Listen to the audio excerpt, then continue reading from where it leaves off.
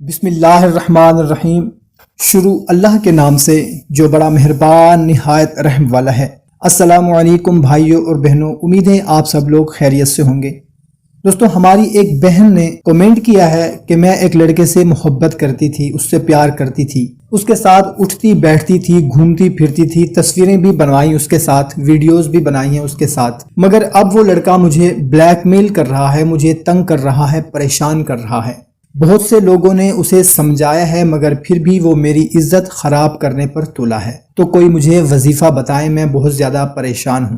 تو سب سے پہلے ہم مل کر دعا کرتے ہیں کہ یا اللہ، جتنی بھی ہماری بہنیں ہیں، ہماری بیٹیاں ہیں، ان سب کی عزت محفوظ فرما، آمین۔ سب بول دیں آمین، کیا پتا آپ آمین کہہ دیں اور کسی کی پریشانی دور ہو جائے، کیونکہ 40 بندے جہاں پر آمین کہہ دیں وہ دعا ضرور قبول ہوتی ہے، رد نہیں ہوتی۔ اور اس کے بعد میں اپنی تمام بہنوں سے، بیٹیوں سے ہاتھ جوڑ کر گزارش کرتا ہوں کہ خدا را اپنے والدین کی، اپنی خاندان کی عزت کا خیال رکھیں اور ایسا کوئی بھی قدم نہ اٹھائیں جس سے آپ کی اور آپ کے خاندان کی بے عزتی ہو۔ تو آج کا جو وظیفہ ہے یہ خاص طور پر میری اس بہن کے لیے ہے۔ اس کے علاوہ کوئی بھی ہماری بہن اگر پریشان ہے یا ہمارا کوئی بھی بھائی پریشان ہے، جس کی عزت کو خطرہ ہے، کوئی اس کی عزت خراب کرنے پر تلا ہے، تو وہ یہ عمل کر سکتے ہیں۔ بہت ہی مختصر سا عمل ہے، کرنا آپ نے یہ ہے کہ سورہ یونس کی آیت نمبر 65، بسم اللہ الرحمن الرحیم، وَلَا يَحْزُنْكَ قَوْلُهُمْ إِنَّ الْعِزَّةَ لِلَّهِ جَمِيعًا هُوَ السَّمِيعُ الْعَلِيمُ، اور تم